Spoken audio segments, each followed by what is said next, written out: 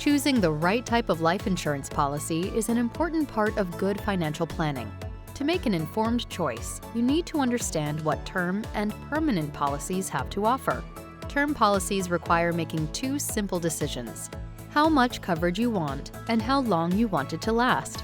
Term policies offer the flexibility of coverage from 1 to 30 years, and while many policies require a medical exam, there are some options that do not.